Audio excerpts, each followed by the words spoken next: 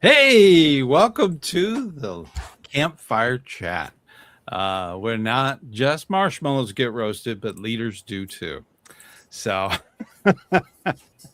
tonight we have Mike, moderator Mike. He's going to watch and make sure you behave, okay? Because we don't want any non-scout like behavior in the chat.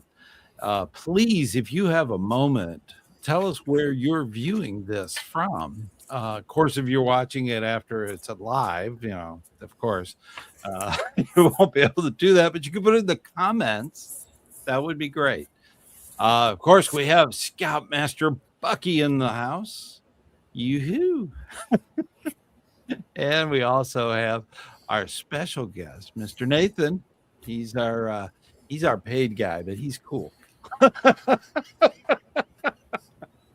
He paid from us, so but he's just so cool, and he's got tons of information, and I hope everyone's having fun at summer camp.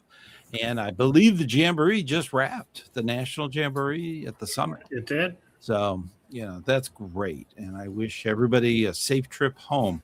Safety is one of those things that we need to think about as scout leaders. Safety is our first and only job, right?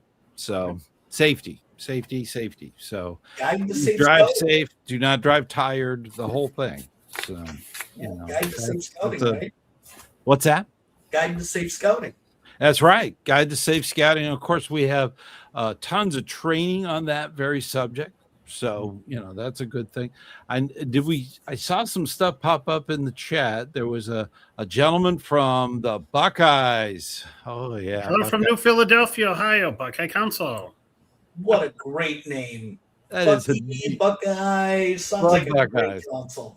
That's awesome. Hello from Cordova, Tennessee. Nice. Wow, we're hitting the country. Yeah. That's cool. If you're wondering where Matthew is, our roaming scouter. The roaming scouter, where is he? He moved from the East Coast over to the Central. So, and hopefully he'll be with us. I think I saw somewhere he was going to tune in. Maybe he'll put something in the chat. But that's he's moved out western, I guess. He's gone west, young man. Yeah.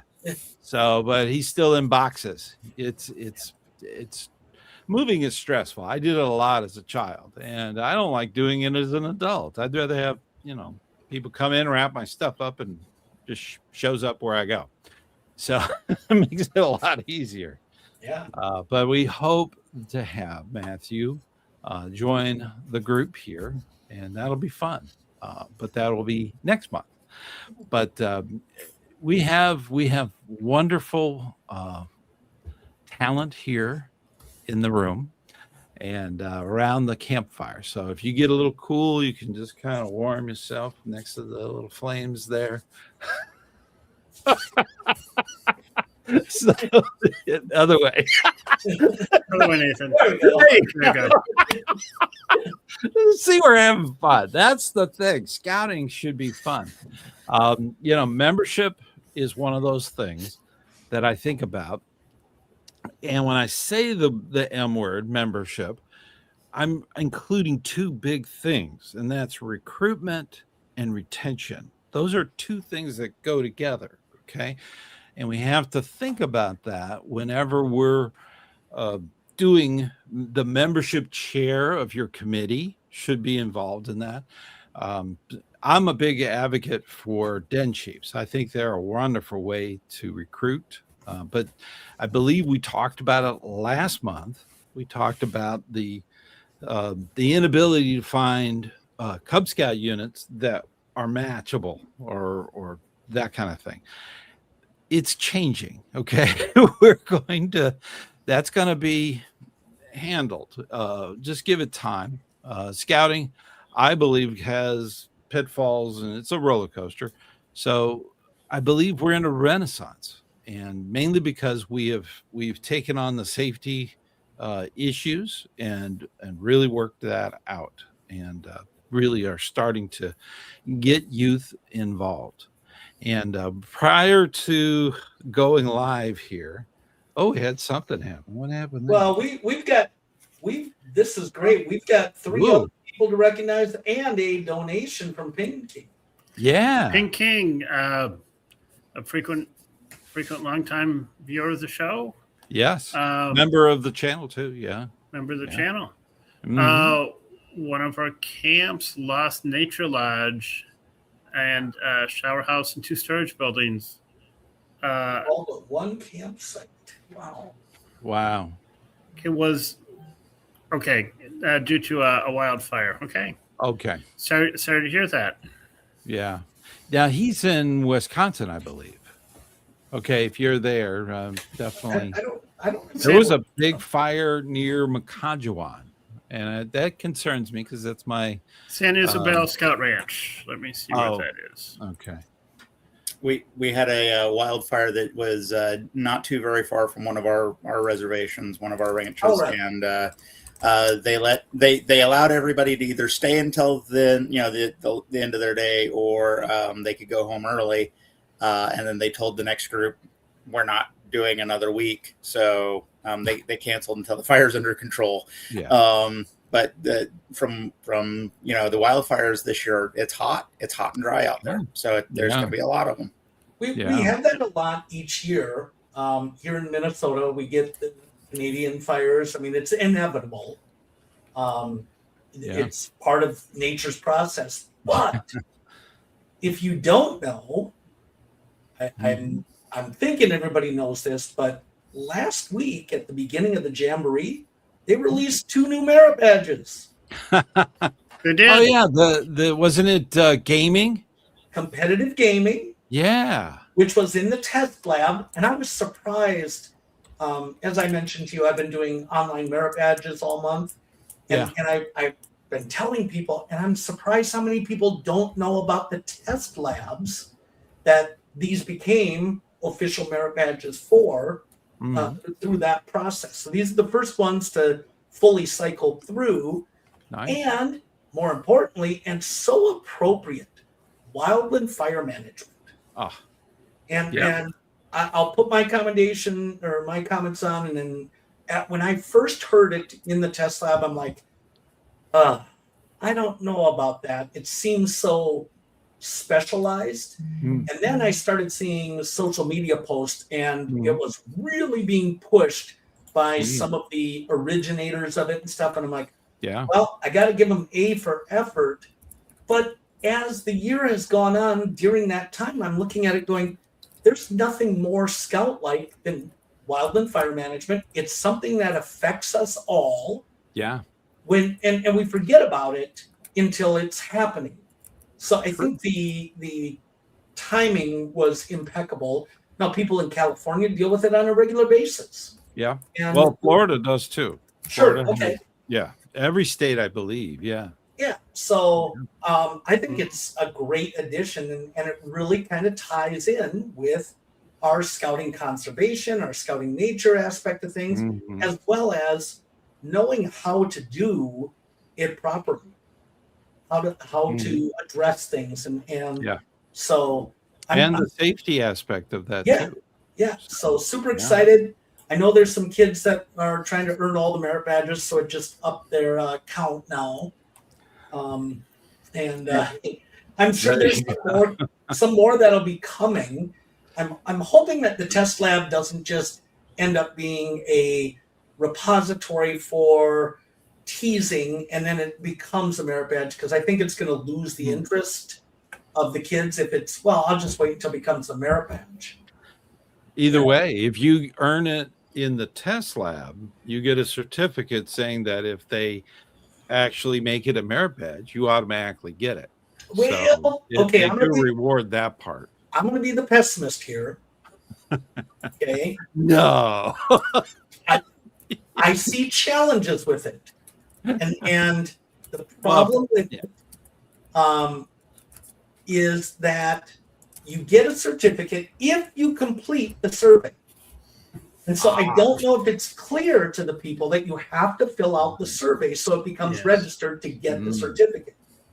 Then that makes sense. It's reliant on a scout leader to know how the test lab process works, because a kid can bring a certificate and say, I get credit for this, but if the Scoutmaster and Advancement Chair aren't versed in it or stuff, I see issues with exactly what we don't do, or at least I don't do in scouting, is we err on the side of the kids. We don't make it tougher for them.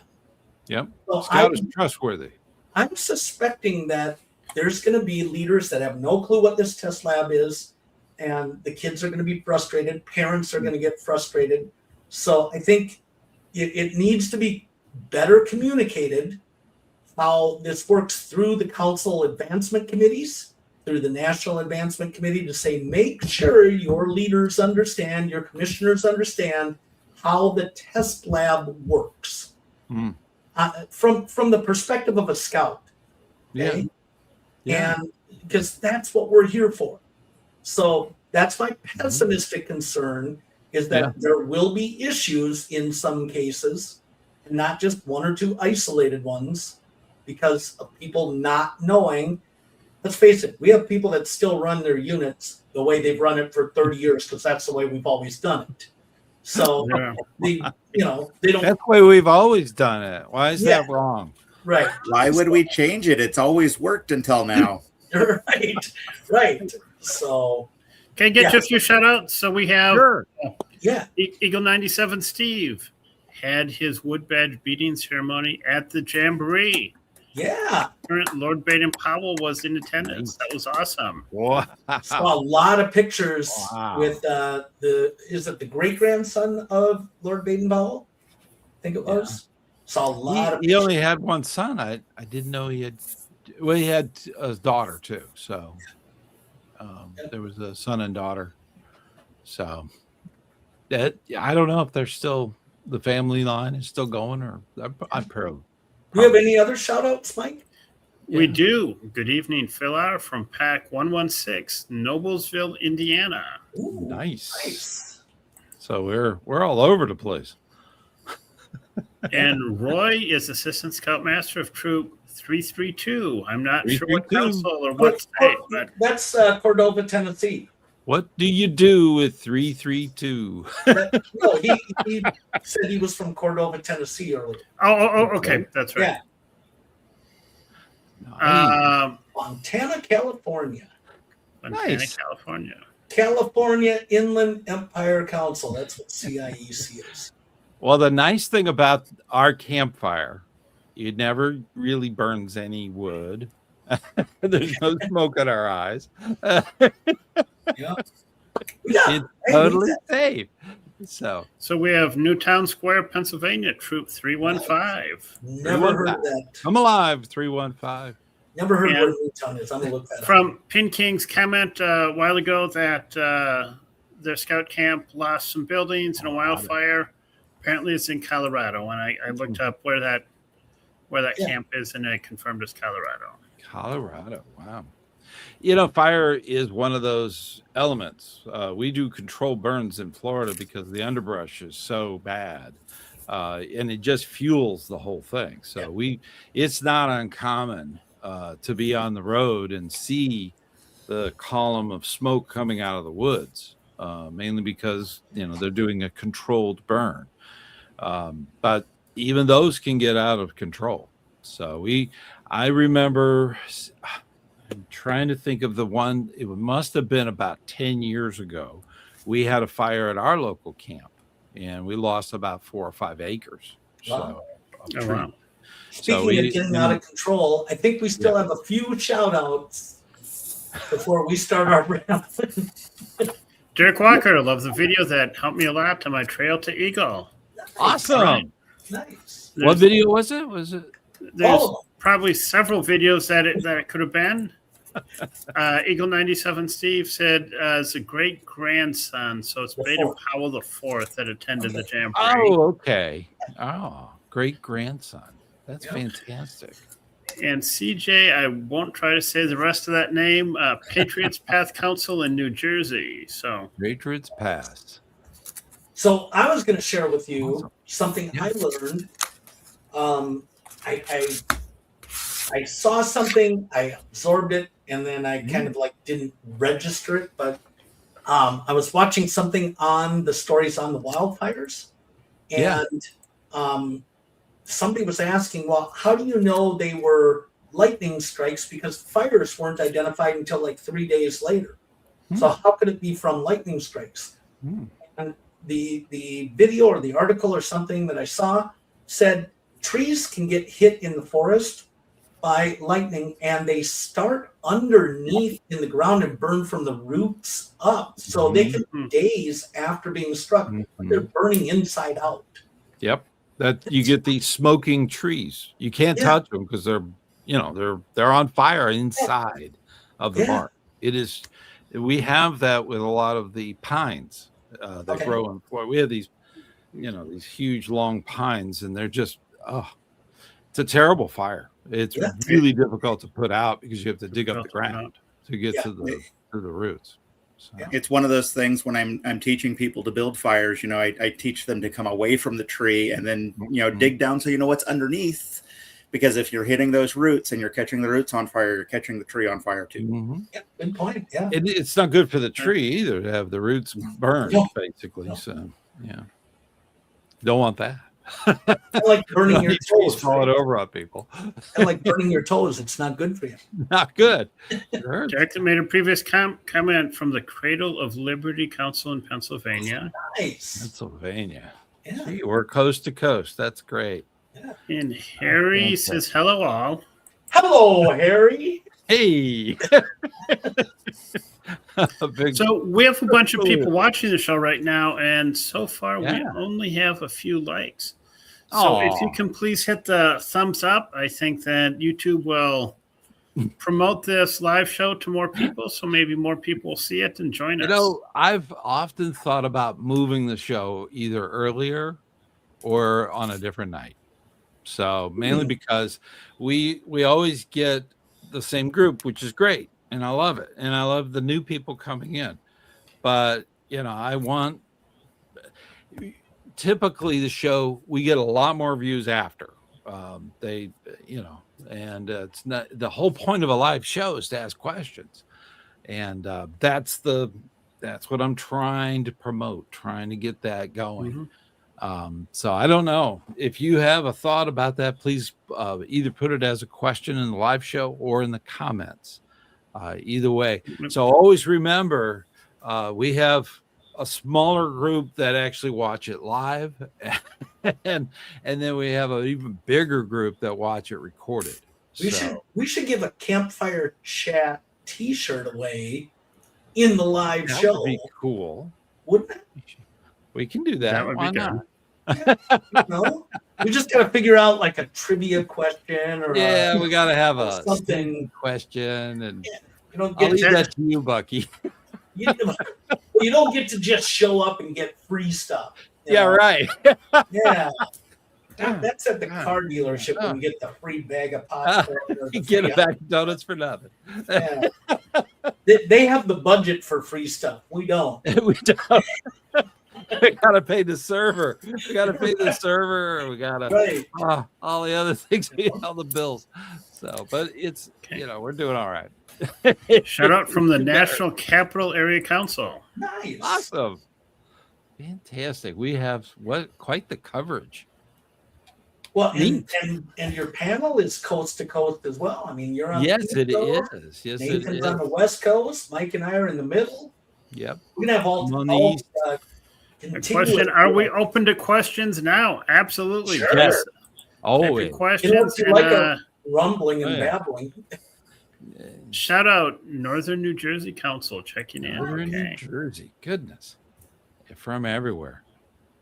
That's good. That's good. They're coming out of the WordWorks. That's a good thing. Yeah. That's a good thing, and I think it's the campfire that makes everything kind of want to run. So here's a question. I'm not going to put it up on the screen, but question: how do you deal with youth in leadership positions that don't do a whole lot? Do you have job descriptions for it, or does the Scoutmaster help train them in what to do? Well, I got a suggestion. Okay. When they're trained from the unit, the troop does the training for the youth. So that actually has a job description for every position, even quartermaster, scribe, all that stuff. It has that built into it. So there are units out there that are struggling with getting the youth to participate in their positions. And that can be a bylaw per se of the unit. The unit can actually have that rule that you have to have so much participation. So, and that's fine. Of course, all of that's got to be approved through your chartered organization. So that's the caveat there. But that's something that can be done. So training for positions for the youth is done in the unit by the unit leaders. Of course, they can always go to NYLT, which is the National Youth Leadership Training. They don't go into the nitty-gritty for each position, like a patrol leader and so on, but it's run as if it was a troop at camp. So it has a scoutmaster and assistant scoutmasters and quartermasters and so on. So it's run that way. So they can actually see how it's done or how it's supposed to be done.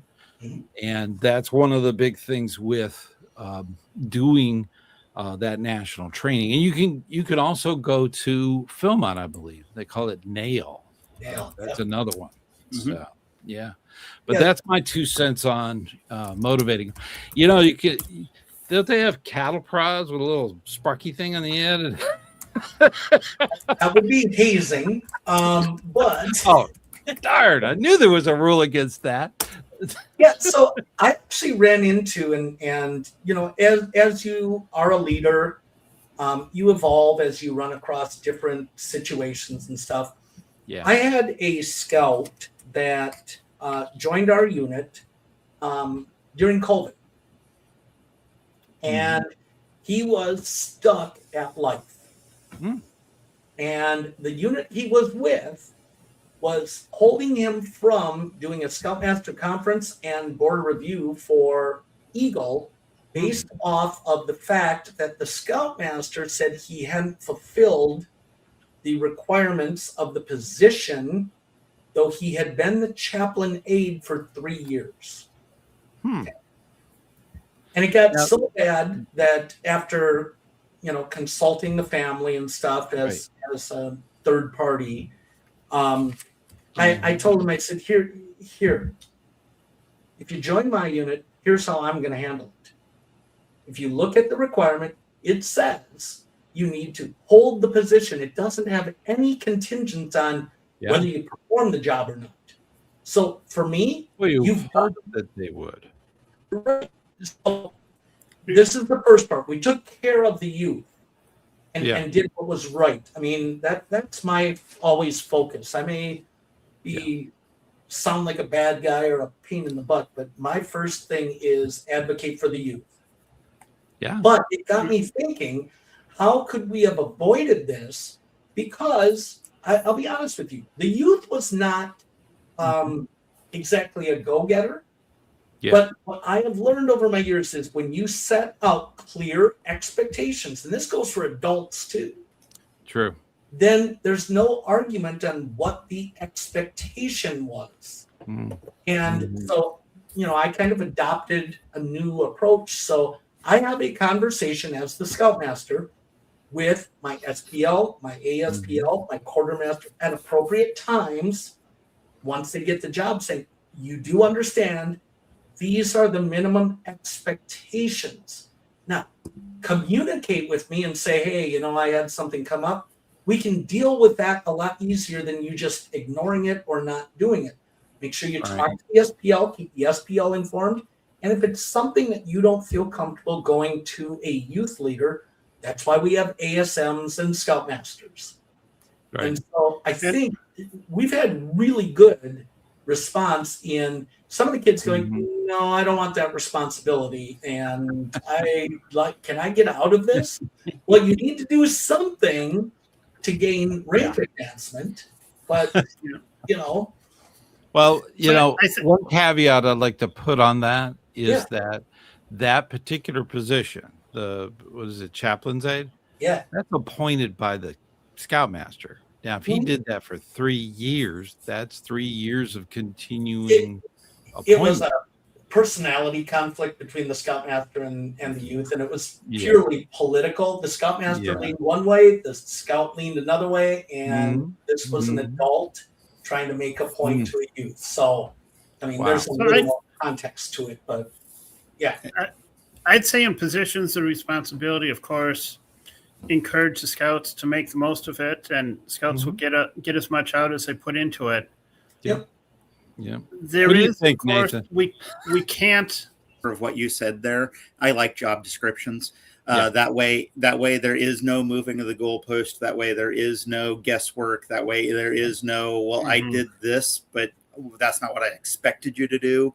Yeah. When I'm doing job descriptions with volunteers inside of the district, when I hand them one, it's usually tailored specifically for them, because I've already had that discussion of what are we willing to do, what aren't you willing to do, how many hours can you actually volunteer, those kinds of things. So I'm trying to tailor specifically for them.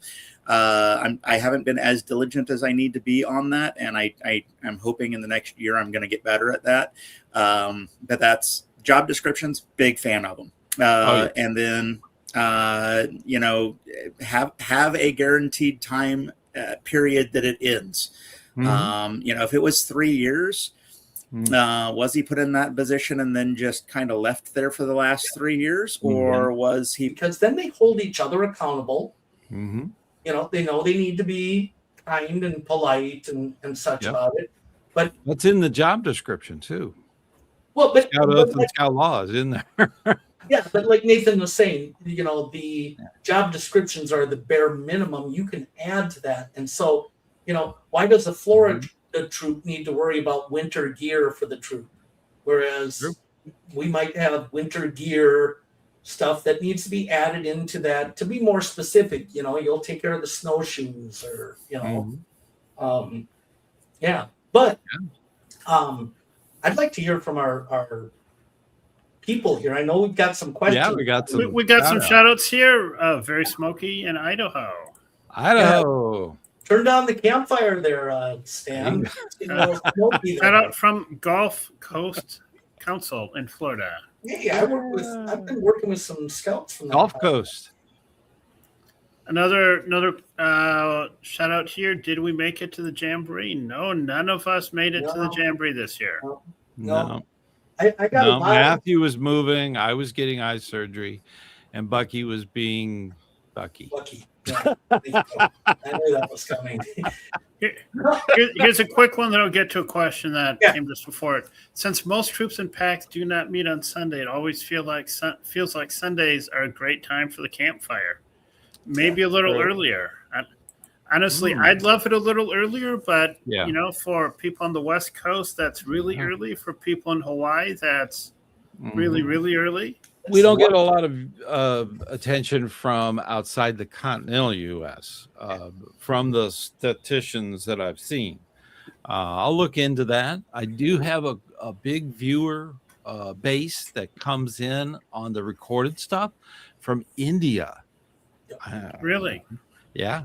India is a huge scouting country. They do a lot of scouting. So hi out there in India. Something that I'd like to have at least one show early enough that Mark from Big Man in the Woods out of London could join us for a show. That would be really great. Yeah. I've been meaning to. I've got a pile of envelopes here of stuff I need to mail out. So, and that's one of them. So I will be sending that out. Mike, if you're watching, Mark, expect something in the mail. All right, question from a viewer. I'm a new scoutmaster taking a new troop to summer camp on Sunday. Fantastic. All new scouts. Any advice? God bless you. Well, I'll give you some advice. I'm reading on your soul. I'm reading on Sunday as well. So why don't you just connect up with me and we'll work together. Oh, wait, you're not in our council. So you know what? My advice is have fun. Yeah. And Relax. Don't take Yeah, everything so you know, serious. trust my the goodness. kids. And my philosophy is it's the best week of the year. Yeah. That's the tone that we set. Mm. And my rule with both the youth and the adults is as long as it's not an ethical issue, Right. a moral issue, or a safety issue, Right. you know, have fun. You know, let them do their adventure. yeah. You know, don't get in the way. I would toss into that. If this is your first year and it's their first year, it's gonna seem very chaotic. You're gonna show up, and my recommendation: show up early. Just if they tell you to show up at noon or 10 o'clock, whatever it is, show up early.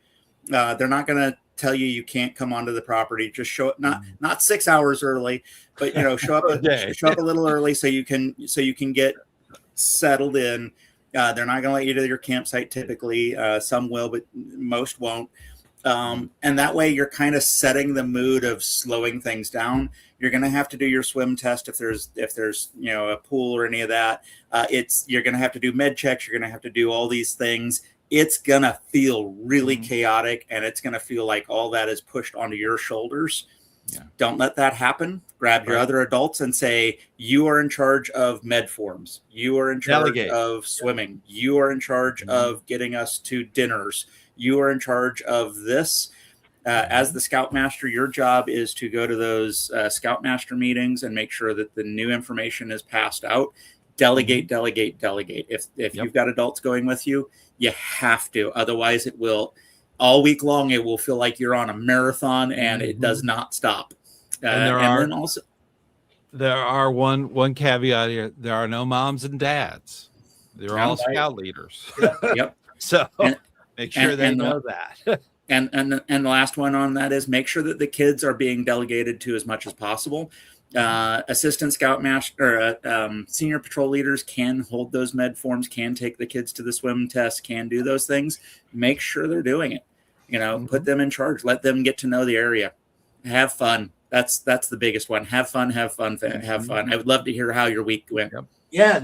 Come on next month and let us know. Here's a piece of advice from my first year at camp that you don't think of.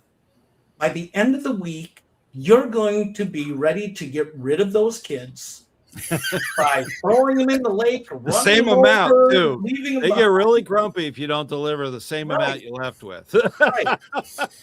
But in all seriousness, I usually start, we do a Sunday through Saturday morning week of camp. Thursday afternoon, I start telling my adult leaders, we're in the home stretch, but be very careful about tempers. Be very careful about, and this is youth and adults, because people are ready to go home. And if the weather changes to worse, that just adds to it. Yeah. I learned it my first year when we were packing up Saturday morning. My SPL, who was no older than about 12 years old, just laid into me like an adult, when you tell a fellow adult off or something. And I'm like, whoa, hold on here. And I realized we both were ready to be done with things. Yeah. And so I think the biggest piece of advice is talk to your adults and work as a team, because as you're getting to the end, you're going to have all the drama that comes about. You can't avoid camp drama. That's going to stress you out. There's going to be some kids that you're just going to be like, I can't wait to drop them off. It's been a great week, but keep that in mind and talk to your adults to help check each other. Yeah. I totally agree. It gets kind of crazy. You're going to have homesickness too to deal with. Yeah. So that's the hard one. Leadership, and that's tough. So Stan, I'll make this available. Sure. I have a 12-page document that I put together for our unit, and I send this out. It's got information about here's pocket knives and the rules for that. You need the totem chip. just general conduct expectations. We have a bear awareness section. Wow. Do you have that as a stuff. PDF? I have it in a PDF. I have it in two versions. One that you can just, because it's done so that you can print it and fold it and have it. Yeah. And so there's contact information for the leaders that are going. Cool. And this is really important because we have leaders that we go with multiple troops. So we kind of group together. Yeah. Mm-hmm. And we added this year, and it sounds kind of crazy, we added a 2-page section for an electronics policy. Neat. Okay. And the key on that is we don't discourage electronics. Right. We understand that that's a part of our lives. And so it gives explanation that, adults are going and they're giving up their work time, they're paying job time. So the rules, we don't play this game of, well, I saw that ASM using it, so I get, no. We set the expectations very clear. The adult leaders that are there are paying to be at camp and blah, blah, blah. But we also state, and again, through experience, I've had scouts that need music to calm them. I've had autistic scouts that need that as a distraction. Yeah. I even had one year where a kid was trying to get caught up so he didn't fail his summer school program.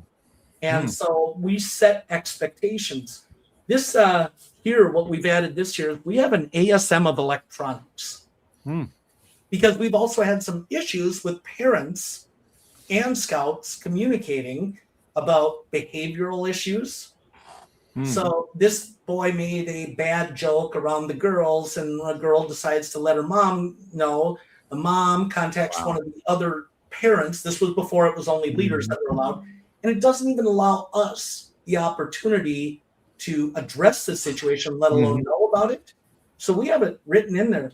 Non-emergency stuff, please limit that. They're at camp. So I'm pretty proud of what our team came up with for that. I will. Well, if you have that as a PDF, I can attach it. We're listed as a educational channel. Yeah. So we have the ability to add on little PDFs and things. So I will. I'll post this year's with our leaders' information in it. And like I said, we're doing it with 2 other troops, so their information is in here and such. But if you want that, you can email me, or I'll give it to Stan to put on. I can always put it on the website or put a link to where you have it. So that would be great. That's actually really awesome. That's again goes back to I like forms. I like expectations being set. No, big fan of it. If I'm being honest with you, I've had a few parents answer questions to other parents, and I'm like, it's in here, and you replied saying you already read this. It's right here. It's like, come on, it's in there. There's a couple good questions I think we may get back to related to Cub Scouts, but just a question here related to first-year Scoutmaster at camp. Although you never want to have this situation, clearly communicate with the scouts and the parents. What are the expectations, and if things just don't work out, how do you send a scout back home? And some of those are in here, like, we will send you home if you buy for another scout or give another scout your money, because all that is problems. Right. Okay. Foul language, you're going home. It's not a democracy. If you use foul language, it's a dictatorship. Exactly. You're getting sent home. So the expectation, I totally agree with that. And, you have to choose what that is for your unit. And if you're a new unit to our new Scoutmaster going to camp, you're gonna want to take a notepad to just write down little notes of things that you can help to answer and define for people, for your parents to say, you know what, next year, my first year of camping, I had a boy that the mom decided she was going to take him off his meds to see how it would work. Okay. and we had nothing but disengagement from him. And I found this out when we dropped him off, and she's like, "Oh yeah, I thought it would see how he functioned without his ADHD medicines." Well, I can tell you, not ideally. And What was she thinking? Yeah, well, or again, not thinking. That's again. I know I come across as the pessimist and stuff, but I've experienced a lot of crazy stuff in my 2 decades of scouting. Yeah, and if I can help those others, I mean, make sure your med plan is in place. Make sure if you at all can have somebody dedicated to that, because the kids will forget, even though they take these meds daily. I'm at camp. I'll just all of a sudden forget, and you go, "You've done this for your life." Yeah, I've been the med officer. I've had to chase kids down. So Nathan's like, "I forget." I forget. It happens. And so this goes back to something that I'm waiting for one of these wood badgers to take on as a product or as a thing. Is there's no reason for each one of us to be out here reinventing the wheel. We should at some point see somebody like Scoutmaster Bucky here who develops a book, and this is like the bare minimum, the basics of what it is. It's like our bylaws. We have a bare minimum on our bylaws that's given to us, and then we can create around it. That this is what to expect during a summer camp. This is what to expect during a winter lodge camp. This is what to expect when you're doing cross-country skiing for the next 6 weeks, and you're going to be out there for 6 weeks as you go through the mountains. These are kind of the things to expect from us, and that's it's we take a lot of this for granted, but let's say that Scoutmaster moves on and he, Scoutmaster Bucky says, "You know what, it's been fun, but I'm going to go work in the council level now." And he leaves the troop for somebody else. I'm just listen. No. He's gonna move out here and move on work in my district instead. But he leaves, and that troop has to then reinvent the wheel because they have lost what it is, and that's where the troops struggle. So I'm a big fan of Roses and Thorns. At the end of your summer camp this year. Sit down and write those bylaws of, hey, when we go to summer camp, what does it look like next year? What worked? What didn't work? What would we like to put into the bylaws for our summer camp? And then that also moves you forward for each camping trip. Hey, while we're doing this, summer camp is different because it's a week long. What about our camps itself? What if we get a brand new scout in? What can we hand them and say, this is how we behave as scouts? Just so that there's no surprise. I'm a big fan of and sign it. Everybody signs it. Big fan of that. You said you read it. You said you read the book. You got to read Bucky's book. This is the time to be taking notes for those that have been to camp and it's fresh. And I'm sorry, I forget who it was that was the Scoutmaster going to camp. Take notes because, like you guys were saying, this is great.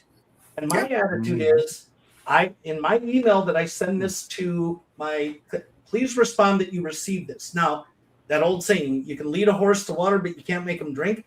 I will at least say, I provided you that information. Yeah. Okay. And so it saves a lot of hassle when you get that parent that wants to fight because they didn't get something they wanted or didn't understand something. For instance, on the back, we have, hey, you want to send mail to your child? Send it before Tuesday to guarantee. Otherwise, they'll have mail next year at camp. Right. Exactly. And so. And you need to set a limit on that because we did have one parent that had the separation anxiety. Yeah. And just, oh my gosh. Boxes and boxes and boxes of all kinds. We say don't send refrigerator box. Oh my goodness. We say don't send food. I mean, and that's exactly what she sent. And we went through that. Didn't need that. Well, the critters don't care whether you buy it at the trade. Exactly. We had raccoons in camp. We had all kinds of issues. Two points that I was in a very large troop for a very long time. In our troop, as a policy, when we went and did adventures, there was no electronics. This is a canoe trip. The canoe's tip, they flip over, and Yeah. that $300, $400 phone is gone. Okay, you're never going to see it again. It's gone. It's in the river. So we would have a no electronics, and that even went into the troop meetings, because you'd be at a troop meeting and every 5 minutes a phone would go off. It would beep beep or text or whatever. So we just said, we just did away with any telephones because it's a, scouting is manual for a reason. But what about this technology really is cool? awesome. It's fantastic. I love it. Look at where we are. But what about this Great. really cool event? What about this really cool event we should be taking pictures of? What how do we take pictures? Do they make a camera anymore? Do they do? Why does it have to be a cell phone? I came into scouting where it was, no electronics, and going to I think it was NOAC in 2015. Excuse me. Yeah. They had little devices that you could scan. Yeah, I remember that. The little hand thing. Was it a hand?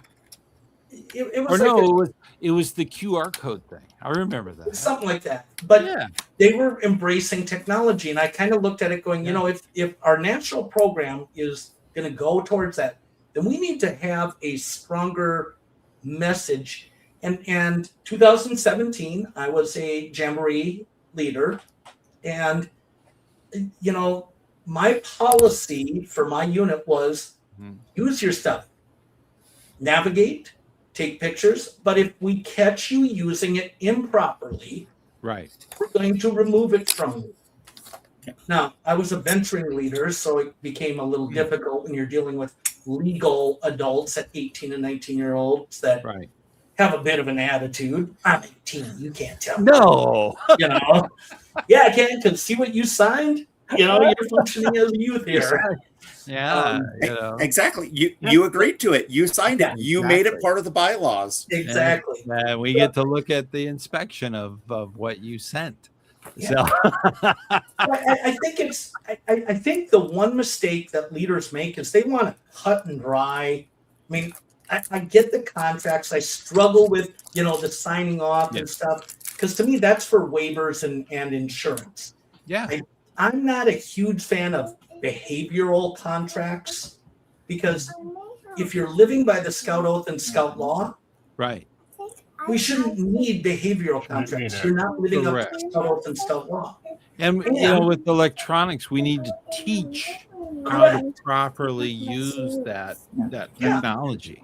So if we just say no, that's not doing anybody any good. Yeah. So taking them away doesn't. I think we've been on electronics for a while. There's a question that I'm not going to put up on the screen because it's kind of worded in a complex way. But there's a question about Eagle Palms. Could someone kind of explain what Eagle Palms are? It's 5 additional merit badges, and I believe it's 3. Is it 3 months of activity with the troop, or is it 5? So Eagle Palms got changed about 6 or 7, 8 years ago. Yeah. That when you get your Eagle. Well, yeah, I'm talking about outside of that. Yeah. Oh, well, but outside of that, additional. It's both sides now of Eagle. Yeah. It went I think the weight is now when I was a scout. Okay. I think the weight actually earn it there. So if you had the merit badges. I think the way it is now is that if you have merit badges beyond what are required for Eagle, then every so many merit badges you get a palm. Yeah, and you can earn these merit badges before or after the Eagle. Mm-hmm. It's just a number of palms related to the number of merit badges that you have. Is it 1 every 5 or something like that? Yep. I know my kids are not yet to Eagle, but they once they get to Eagle, they'll have a whole lot of palms because they have. Oh yeah. And their about 80 Eagle merit border badges, review acts as the palm review. If it's after they've already had their Eagle border review, they'll have to have another border review with the I believe the scout unit, the actual troop, will need to have I that. actually don't know the answer to that. I don't think there's.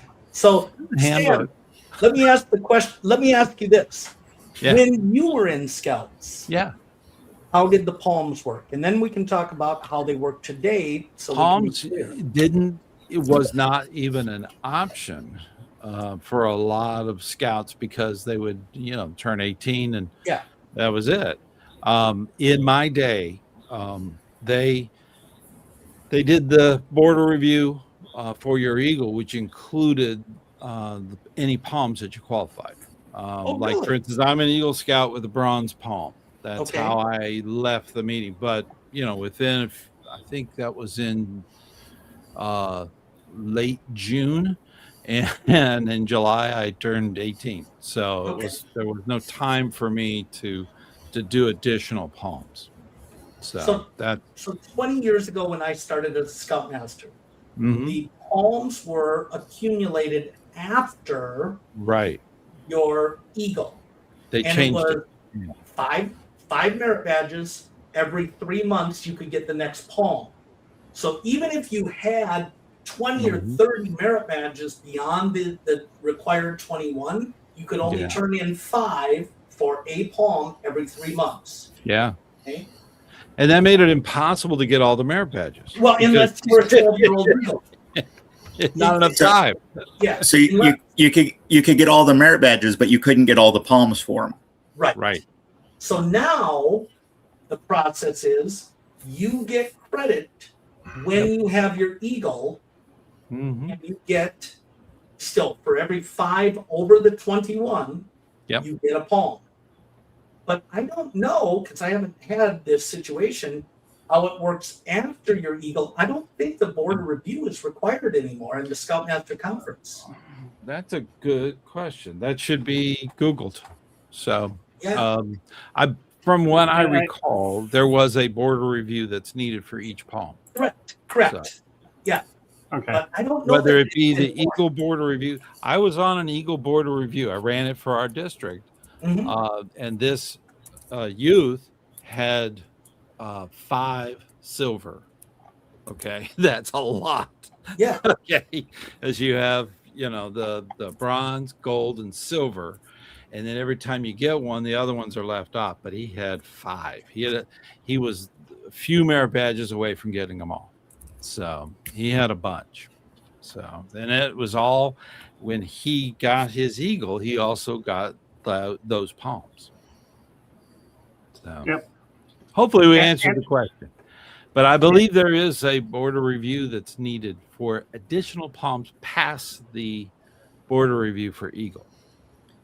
What I'm finding in mine is that there is no need for a border review after your Eagle border review. Oh, okay. It's been eliminated. Now I'd have to do some more research into it to find out why it was eliminated and all that. Yeah.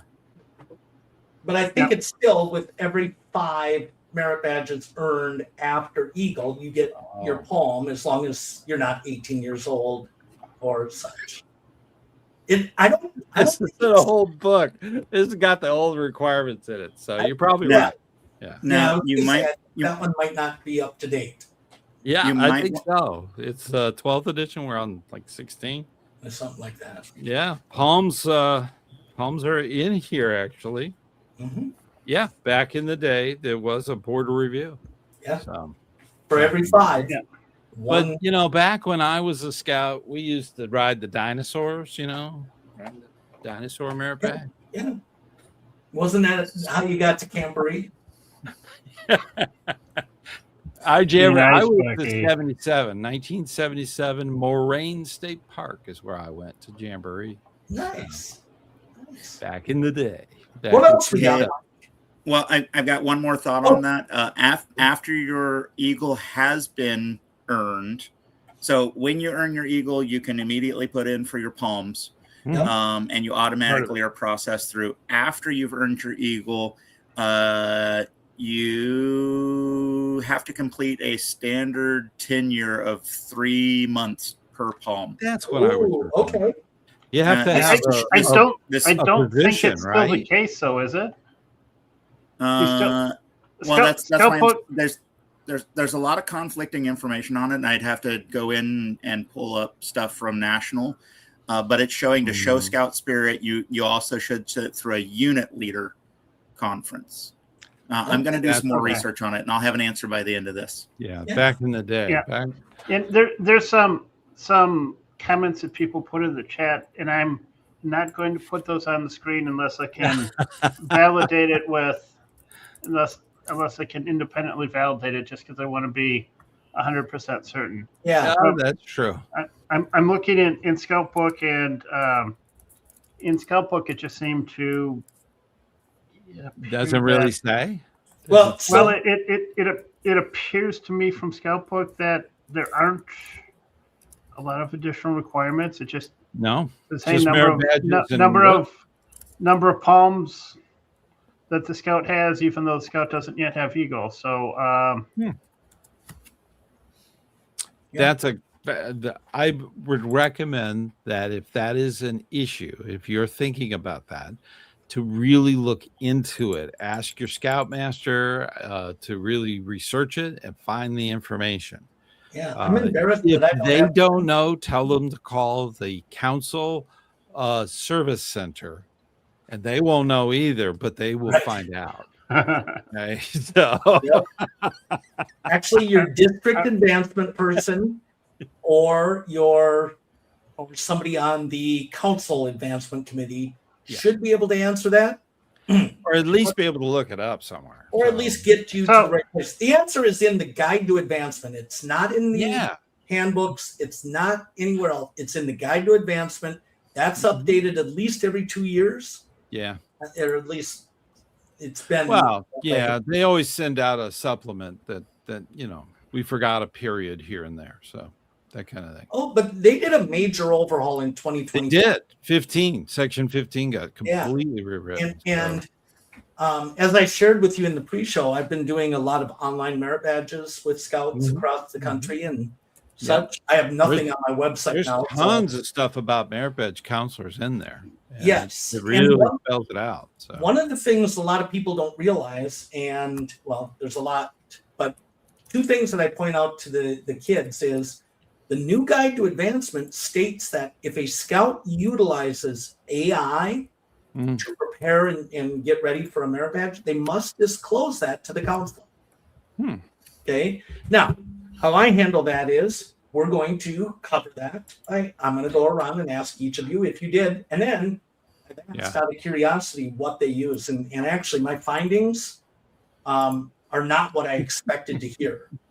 And the other thing that I talked to them about, and this is gonna create a little bit of a rile out there, is what you're known for. Yeah. Well, I provide workbooks, and I don't remember if I've shared this on the site here, but the de facto workbook for decades has been U.S. Scouting Service Project. Yeah, I think that's what's on the back. Yeah, but they haven't updated their workbooks for 2 years now. Oh.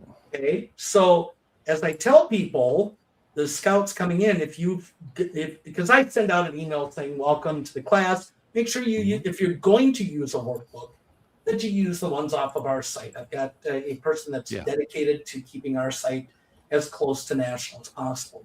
Good. But if you use these, I can't help you because we had over 80 major changes to merit badges in the last 2 years.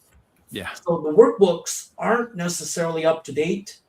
And the other thing I tell them is any counselor that says you need to fill out a workbook, you need to challenge them.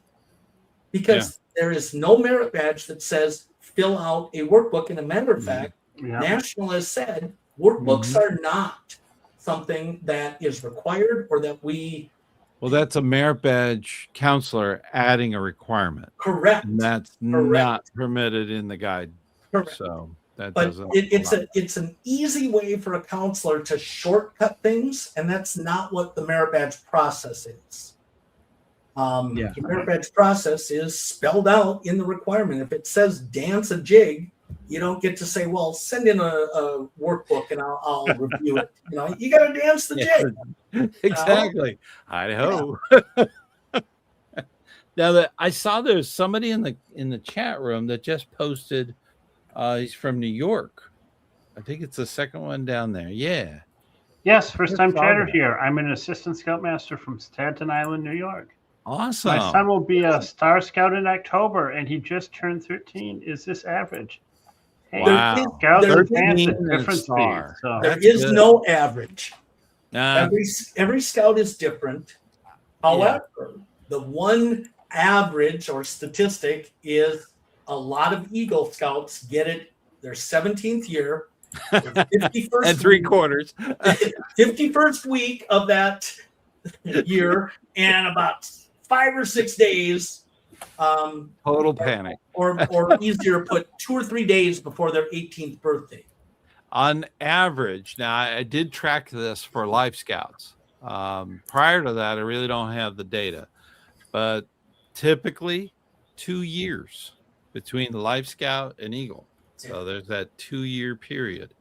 So if you get it at 17 Life, you're going to really be pushing it. So, the sooner the better, if that's your goal, you've already done first class, and that is scouting's goal. Okay. Yeah. To get you to first class. That's the first big goal that you have achieved. That when you get the star, you are doing just fine. So don't try to compare yourself with others as far as that's concerned, because I've had scouts actually get star that were 16, 17. So, it depends on the scout, and I've had them get them earlier too. So I like 13 at star. that's a good one. That's a good age. And the reason is, in reality, every year that you get closer to 18, more stuff comes your way, more things interfere with it. The fumes. Well, yeah. We've talked about this before. The 3 P's, 3 W's, perfume, petrol, and payroll, Yeah, or what is it? Women, wheels, and work. Exactly. Okay, which are cool. And I'm pretty sure I've already stated this before, but I think it's worth restating. At 13, this is the time you start laying down some parental rules. I'm not saying this is good scout practice, but this is great parental rules, that you don't get your driver's license until you get your Eagle. Yeah. Okay. And that's up to the parent to do that. That's up to the parent. That's all has to do with the individual and the parent. I think, didn't I say that? I want to be sure I was clear on that. I personally don't support that. I know cases where that's really backfired. Really?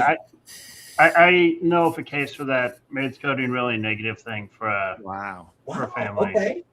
Yeah, it's between the parent and the scout. Yeah, and I've heard great results. And that's the neat thing about a mentor. They can sort of suggest, hey, you should work on your citizenship merit badges. Yep. That's what they do. Whereas the parent can say, you better, or else, know this, know that. So but where I'm coming from and what my experience has been is that the organization that it takes to become Eagle actually falls over into schoolwork, and improving schoolwork and management helps with the grades, which ultimately insurance is based off of the student's ability. So there is some, and I'm sure with any philosophy, it's not ideal for everybody. And I'm not saying that it should be everybody. Parents know their kids, scoutmasters know their scouts, trust in them, and not everybody is the same. So again, going back to the original question, is star average at 13? I wouldn't say that's average. I wouldn't say that's good or bad. It's whatever path that it all depends on the scout, and they're all different. Yeah. So I would say that scout is doing just fine, however they're doing, and keep up the good work. Yep. So going back, I've delved down the rabbit hole. I went to the guide to advancement. I saw your eyes go back and forth. Yeah. Well, and then I read through an entire article, and then found a broken link, and then I jumped down that broken link and fixed it. And I have an answer if you'd like to know. Yeah. Yes. Yeah. Okay. There's a debate. So go, and this is straight from National. So after successfully completing an Eagle Scout border review and being validated for Eagle Scout, the National Center, the Scout can be recognized immediately with Eagle Palms for each of the merit badges, over 5 from the 21 from the merit badges for the Eagle rank. And then it goes through a checklist. After becoming an Eagle Scout and receiving the Eagle Palm, you're entitled to you may earn additional palms by completing the following requirements. Since earning your Eagle Scout rank or your last Eagle Palm demonstrates Scout spirit by living the Scout Oath and Law, tell how this is done, tell how your duty to God and how you're living the Scout Oath and Law in your everyday life. Number 2 is continue to set satisfactory examples for accepting responsibility or demonstrating leadership ability. Step number 3 is earn 5 additional merit badges beyond those required for an Eagle or the last palm. And then it has a leader's initial and date. You may wear only the proper combination of palms, yada, yada, yada. That's all that's in there. It has no time, no anything. Wow. And that's But you why do have they to- are a scout, though. The time is 18. When they turn 18, they're not a scout. So That's correct. so And that's your limit. right now I'm in Scout Book Plus, and I just found the stuff on Eagle Palms. It's under awards. It's a separate click down, and if anyone from National is listening, there's a glitch for Eagle Palm 4 and 5 on Scout Book Plus. Wow. Now, and this raises an interesting thing for venture scouts working on Scouts BSA requirements. You replace the Scoutmaster with Crew Advisor, or for Sea Scouts, you replace it with the Skipper. Can they work on it after they are 18 because the program runs to 21? The requirement, the first requirement of Scout Spirit and stuff, and then I believe there was a position that they had to hold. Mm-mm. Isn't that part Continue of the to set position? Continue to set a satisfactory example of accepting responsibility or demonstrating leadership ability. It doesn't mean you're holding a position. Well, demonstrating that leadership ability usually is holding an office, like junior assistant scoutmaster or something of that nature. But it's with a troop. But it's with the troop. When you're in a crew or sea ship, yes, they do get Eagle, but they have a dual registration. Usually there's a troop involved where they can do merit badges and rank advancement. So it's another level, okay? But 18 is a pretty solid line. It's pretty simple. The merit badges and palms are a part of the Scouts BSA program, and that ends at 18. The fact that you are allowed to dual work as a venturing scout, when you turn 18, you're done with the Scouts BSA program. Okay. So you can continue to work on venturing awards, but you're done unless you have a extension or, your age beyond eligibility, which it could be that something is under review and you get an extension. Or you're registered as a scout with usually it's a special need, or there's been cases that I've seen where a scout was not able to do scouting for a year because of a physical injury, and they extended it to the 19th another year, or extended it 6 months. So in those cases, just to be clear, because there's always somebody looking for what if this? What if that? Ooh, what if this? What if it rains on Tuesday on a full moon? Yeah, so general rule, 18 Scouts BSA program is done. Yeah. That's the easiest way to think of it. If you're in that situation, there's a even more rare award in a venturing crew than Eagle. It's rarer than you'd think. I believe it's the Ranger Award. No, Summit. What is it called? Summit. The Summit. Last year, I believe we had 40 scouts get it. It Where? was very rare compared Nationwide in your council, or I what? believe council, I think we've only had 5 Okay. in our count. So you're saying about Florida. 40 nationally? Yeah, it's Wow. rare. Okay. It's rare. So, and if that's your situation where you run out of time for Eagle, go for the big one. Go for the summit. Yeah. It should Good be an advice, advertising. Stan. Go for the summit. Good advice. It's like you were a scoutmaster at one point, or even a commissioner. Yeah. Go figure. I was with one time I won in a year in our district. I did over 100 Eagle Boards review in 1 year. So that was one of the heard it all. One of the most underappreciated and underrecognized positions in scouting are those. I was running this channel too. Oh wow! Okay.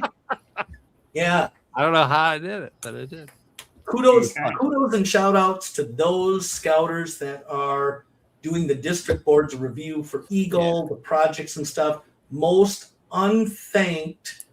They're appreciated. They're in the background. You don't see them. Yeah, but they are really important in closing out a positive experience for the scout's whole career. Because if you get a bad Eagle coordinator or district person, I mean, you're sending these kids away with a sour taste of scouting when they've had a great time. So I'm very appreciative for the quality people that I've run into year after year after year. Yep. I am right with you on that one, because that is one of those jobs. And I'll tell you a little secret. It is the best job in scouting. You know why? You get to interview the best scout that a troop can produce. You get to sit with scout leaders, the best scout leaders, and the best parents. And you hear stories from these young people that really warms your heart and keeps you alive.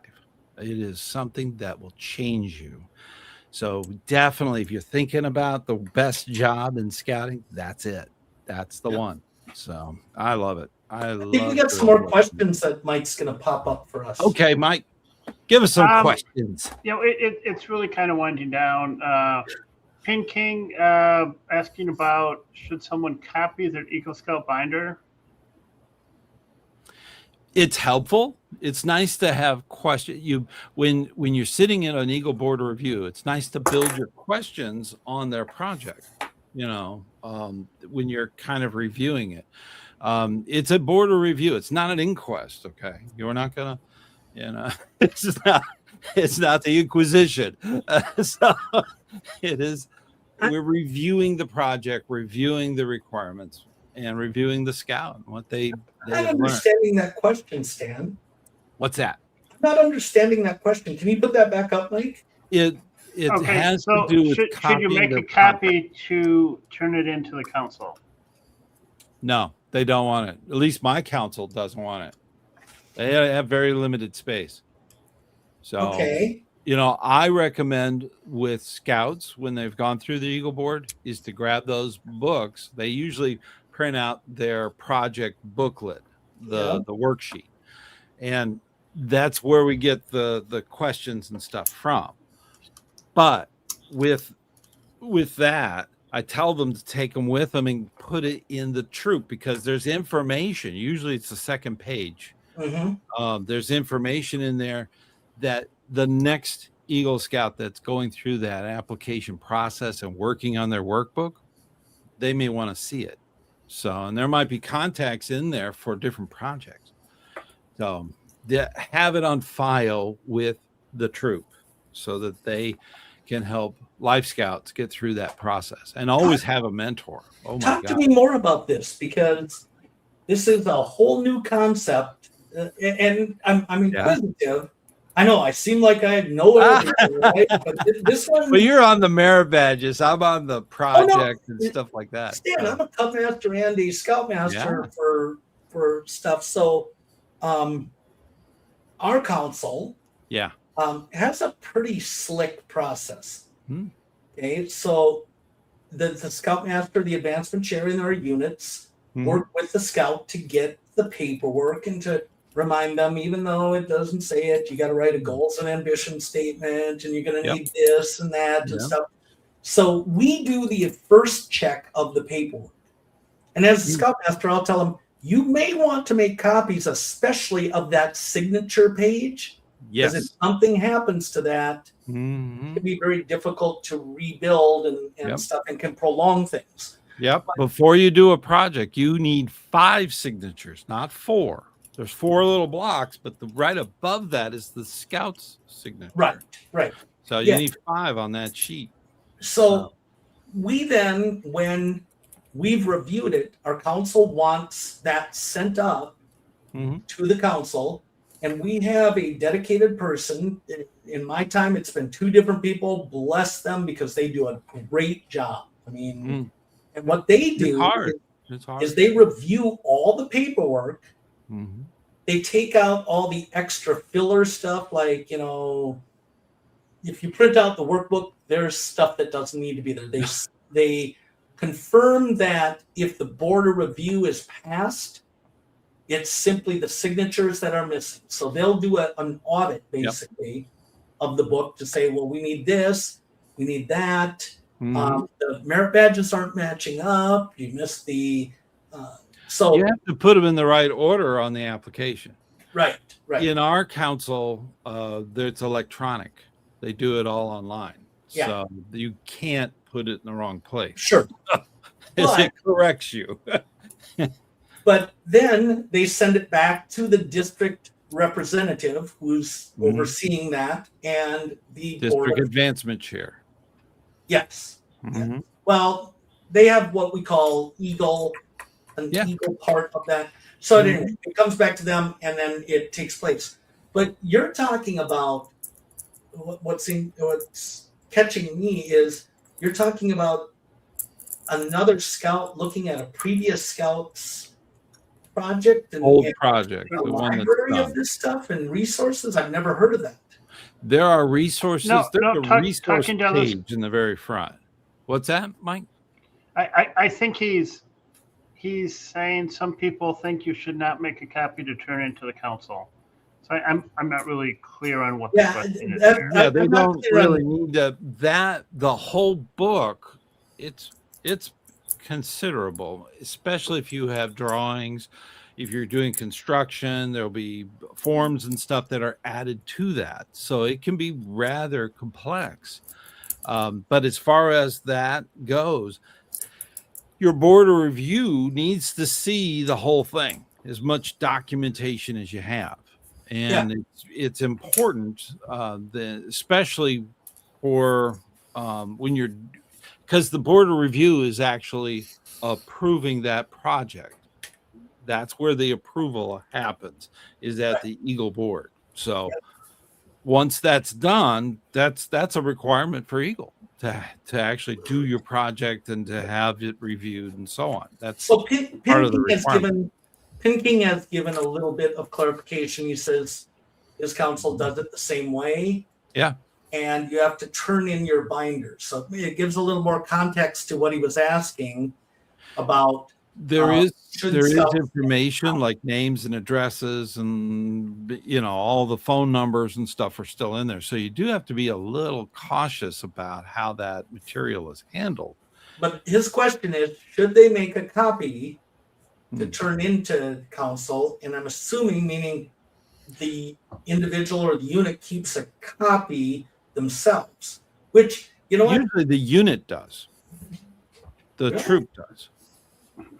That's for helping other scouts. That's what I recommend. Okay. It's not required. There's no guidance on that, basically. Nathan, what are you familiar with? So what I would say is get a hold of your council and ask them if they want it. And I bet you their answer is going to be no. There literally is No no space. They might put it into a digital format so that it can be shared amongst more than just a couple people. But I doubt that's going to happen. Although we should be doing digital archives at this point in scouting, because if you've ever been to the National there in Texas, they have a basement that's full of paper records, and it's pretty shocking to look at. It's pretty shocking. It would be neat to see what we could do digitally. You should have one for inside of your own troop, and that's again just to help those scouts out. I was never in a troop that's what we did. You were kind of flying it by yourself on figuring it all out. But so many stories on that. But to help out those scouts, especially for the longevity of the unit, that'd be awesome. However, if you've been in the unit that's been going on 60, 70, 80 years, and you crank out 5 Eagles a year, that's a library full of these things. Of 3 ring binders, which is pretty awesome, because you can then go back. One of the things I want to do, but I don't have the energy right now to do, I would love to know, scouting has been in the United States for however many years, and it's been on this coast in this area for at least 100 and something years. It'd be interesting to find out where all the Eagle projects are, what's happened to them. Every once in a while, I'll get a phone call and it'll be like, hey, we found this thing. It says that it's an Eagle project. It really needs maintenance. Can you help us? And, exactly. And some of them are pretty, there's some really neat stories that are attached to them. That can be an Eagle project, the repair of an Eagle project. And New Scouts Eagle project. That's possible. And that can turn into a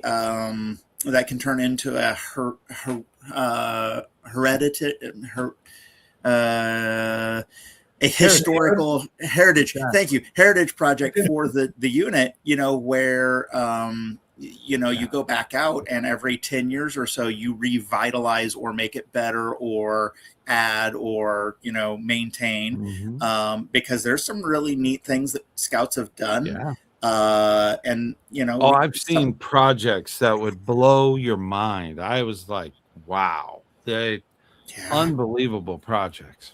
That's for sure. They are incredible.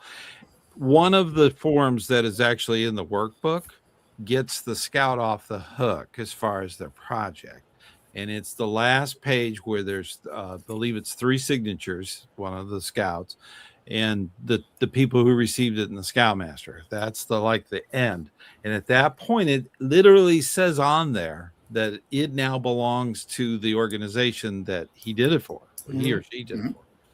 That basically, you're done, as far as the project itself. So if there's any repercussions on that, like a kid falls off the swing they built, that's on the recipients. Insurance. So can we get to there's another question I think is a really good question here.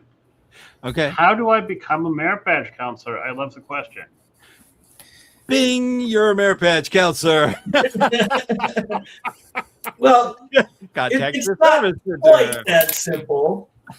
So I think it's nationwide that it's now a paid position. You have to pay to register for it. It used to be free, $25 registration fee, and it's subject to a background check and completing safeguarding youth training, formerly known as YPT, youth protection training. Right. As well as every council can set a limitation on the number of merit badges that a merit badge counselor is authorized to teach within their council. Some councils, you can sign up for every merit badge and be a counselor. Some councils, like ours, limits to 20. Ours is 10. However, I think for some of the merit badges, there are specific requirements to be a counselor for it. Correct. Yes. Most of the water ones Like And canoeing, shooting you have to have an ACA certification, American Canoeing Association. Rifle shooting, you have to have range master training and such like that. Yeah. So yeah, most of the water ones.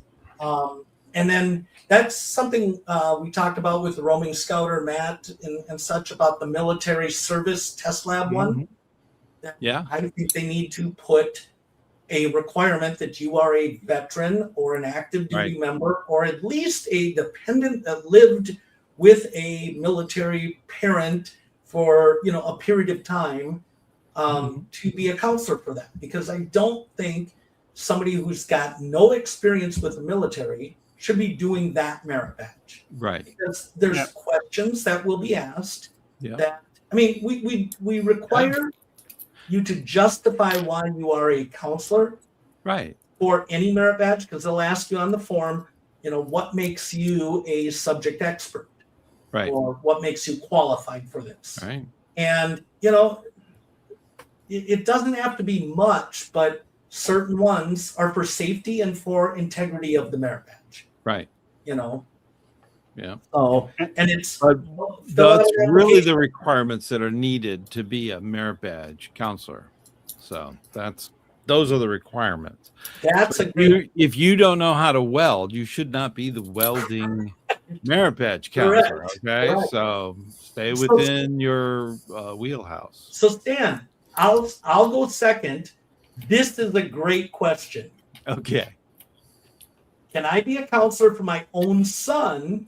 And he's gotten mixed answers from yes, no, and yes, but it's frowned upon. How do you answer that? Then I'll answer. A merit badge counselor, based on the safety training that we do, should be multiple people going for that merit badge. If one of them happens to be your son or daughter, I don't have a problem with that myself. It is frowned upon by a lot of leaders, especially if it's something that, like chess game, there's a chess playing merit badge, metalwork, basketry, those kinds of merit badges. They're so simple that you probably would find quite a few merit badge counselors that are not related to the people they're counselors for. So personally, as long as there's many scouts there and they all go through the same process, then I think it's okay. But there are people out there who get kind of nervous about that. Personally, I was never a merit badge counselor for my son. Never. And I teach 5 different merit badges. So, I never did. And he earned cooking merit badge, and I wasn't his counselor. So that's my personal opinion. So one of the things that, because as you said in the pre-show, I'm the merit badge go-to guy here. You are. So there is nothing in the guide to advancement that says you can't. Right. Okay. The issue that people mix up is what's right and what's ideal. And ideal is that the merit badge experience is to work with as many different adults so they learn good and bad. You're going to have good and bad bosses later on in life. Good and bad teachers. However, if you're a metal worker and you're a metalwork merit badge counselor, nobody should be questioning that you're being a merit badge counselor for your son. Here's where it's specialized mindset comes. There's adults, parents that sign up, or even units that are insular, that we have a merit badge counselor for every one of the Eagle ones. So you go to either Mr. Jones, Mr. Stan, or Mr. Mike, and any one of those. So now they're going to the same 3 people that they're familiar with within the unit, and that's not ideal. And what you'll also get is these parents that go, yeah, I don't like the way you're running the troop, but I'm not going to go away from it. So I'm going to sign up and become a counselor and counsel my kid through all these merit badges. No. So how you combat that is you have at your unit committee meeting, write up a standard to say this is the expectation, and you must maintain consistency for every kid Right. from that point forward. So if the unit says, look, we understand that parents are merit badge counselors, we really would like you not to, maybe that's all you need to put into your rules or your bylaws. Yeah. Or we have a policy that you can work with the same counselor only 2 times or 3 times to encourage that. Because remember, adult association is part of the ideals of scouting, and the merit badge program really does that. And to Stan's point earlier, I really struggle with the Eagle ones where people are like, oh no, I need to, and my kid's got special needs, so I know how to handle them better. Those are all excuses that they're going to be better off working with others. Mm-hmm. And does that mean everybody's going to be an ideal counselor? No. You're going to want to talk to people to say, hey, my kid's autistic, high functioning, or, my kid's kind of shy. Talk to the scoutmaster. If you have a good scoutmaster, they're not going to limit you to the people within your unit. They're going to point you to other people. It's easy to point within the unit. But to me, what I do is I point them to the different opportunities and say, and then if you don't finish there, we have counselors in the unit that can finish up, which that's what it should be. Yeah. I think they get, to touch a little bit on the special needs. Yeah. That is very clarified now in the Guide to Advancement, section 15. So if you need to have a scout with special needs, it literally says in there that parents can be involved, but they can't be the counselor. I think that's actually part of the things they changed in that section. Yeah. So, I mean, Mike, I know you've had some experience with this. I'm not shunning Nathan on this, but I know you've had some experience and thoughts on this. Nathan's our pro. So there's nothing about policy that would prevent me from being the merit badge counselor for my own kids. But I guess the way that I do it, if I'm scheduling something for the whole unit, or more likely multiple units, or even a council-sponsored activity, and I'm the one teaching the merit badge at this council-sponsored activity, my kids are not somehow excluded from completing that merit badge. Now, as a matter of practice, I'm not going to do a merit badge activity for only my kids. There's nothing in policy preventing me from doing that. Mm-hmm.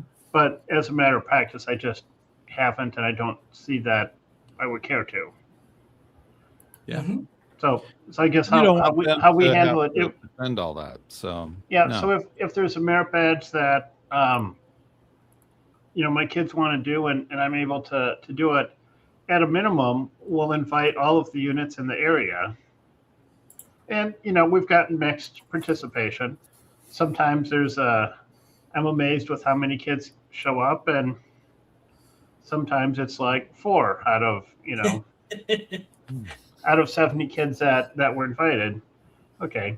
But at least we'll open it up, which I think that also is really good for kind of reciprocal. Hey, yeah, we invited your troops to a couple merit badge opportunities. It kind of, hopefully we'll get invited to a merit badge opportunity that the other troops in our area are doing. So.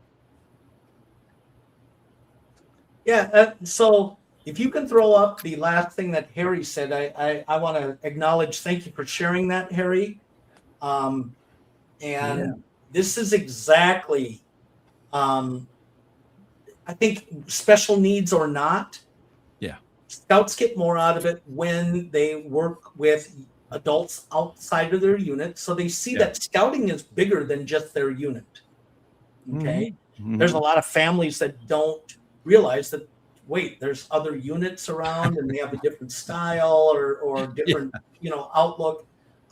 Like I mentioned, sometimes units can become very insular. Yeah. And so that's great. And honestly, having worked a lot with the special needs scouts and stuff, I see them thrive when they're given a fair, unbiased opportunity to succeed. And sometimes familiarity works against them. So working with a counselor, and I would say find out who your good counselors are within your district or within that specialize. Some people they are great working with kids with ADHD or dyslexia or that. And even for the physical merit badges, we had a scout in our troop who had a stroke when he was 5 years old and had to walk with a cane, had some challenges and stuff. We found counselors that could work with his physical abilities within his framework. I mean, he couldn't go underwater with the pressure. And so when he worked on swimming, because he worked on all three of them, he couldn't figure out if he was going to do the swimming, the hiking, or the biking to get that requirement done. Each one posed a challenge. And we found counselors that understood that and worked with him to help him find success. And I think that's really important when you've got somebody.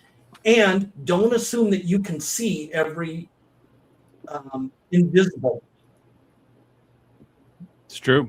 I think that's another thing that, you know, so.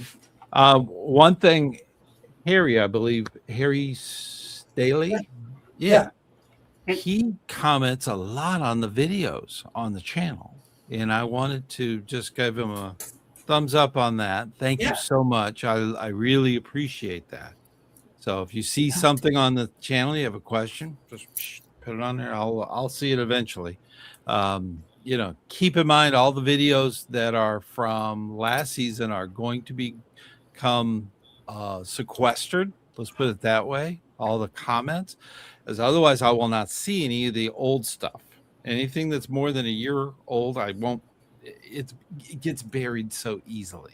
So I put on there that everything goes into sequestered so that I see them before they get approved. So if you all of a sudden answer one of the videos that's 2 or 3 years old, okay, and don't see it come up right away, it's because it's in that area where I have to check the comments so that I don't miss something in the past. So, and the Harry, you've been doing that a little bit, so we'll get to him.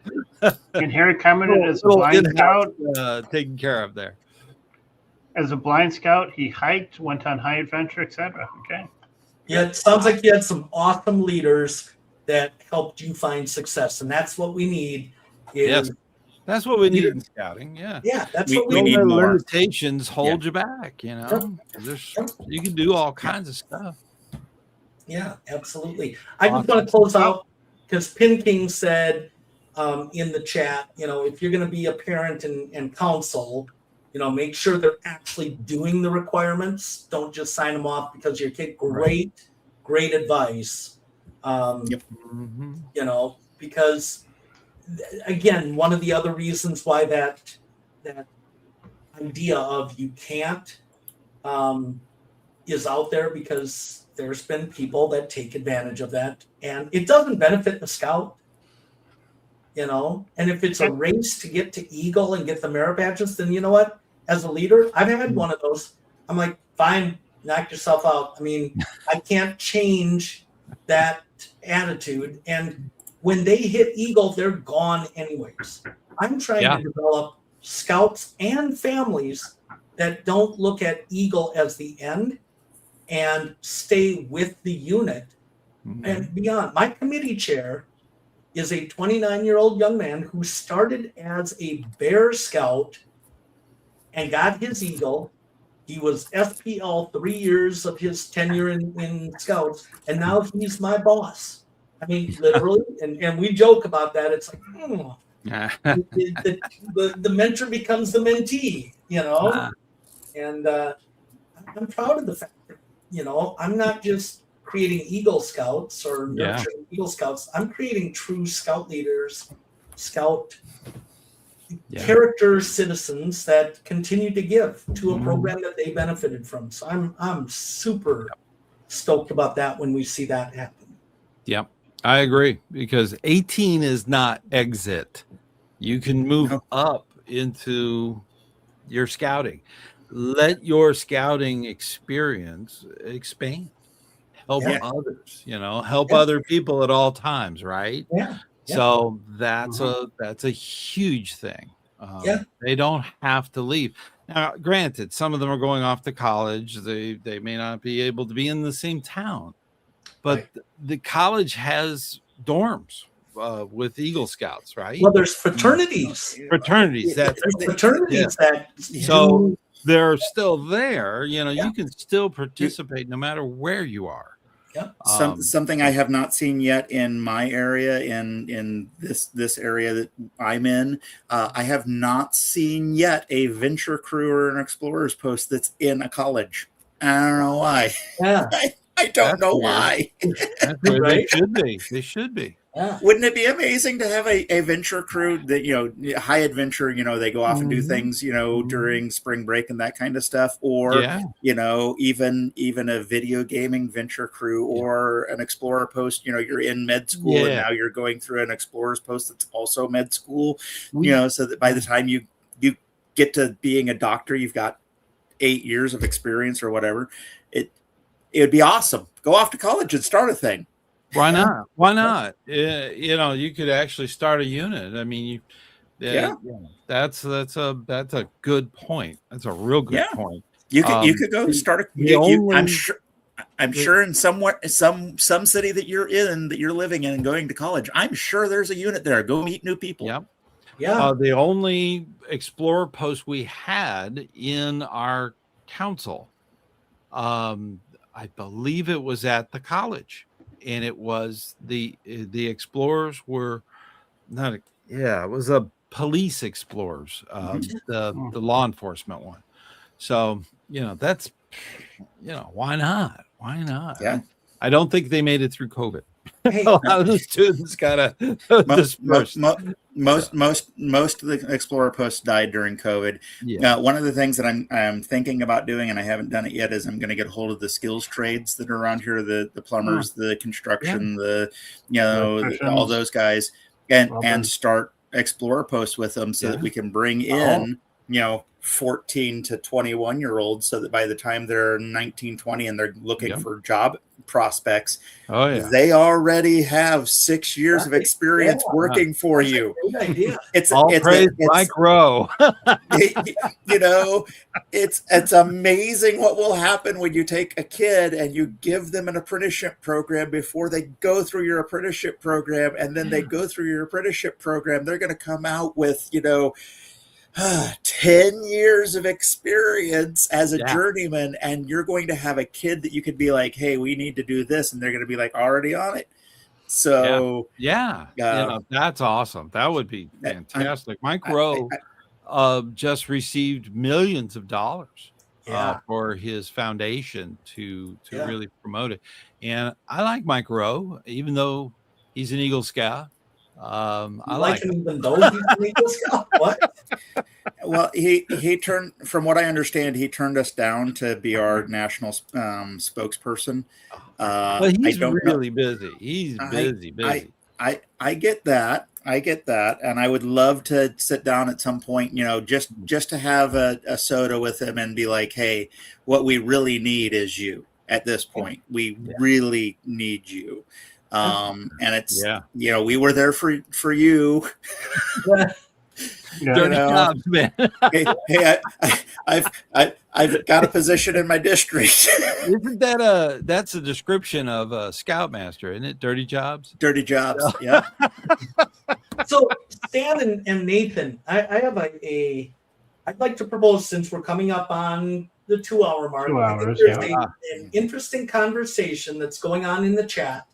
And Mike, if you could get the one from Pit Maze that starts with "My troop is on life support." Oh no. Okay. And this is I'm going to kind of try and facilitate getting your guys' feedback on this. So, and there is other stuff that's been said, but from a commissioner and from a professional standpoint, how would you answer this? And then I think we need to show some more context that's been going on between Pit Mouse and Pin King and Pit Mouse. So let's start with this.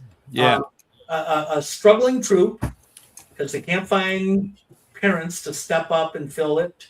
I'll tell you, the Pit Mouse has stepped up as the leader and feels that if he steps away or she steps away, that things will go to something to handle. Yeah. And so how would you respond to that as a commissioner, Mr. Stan? Commissioner Stan would immediately have a meeting with the scout leader, the committee, and all of the parents. Required. Okay.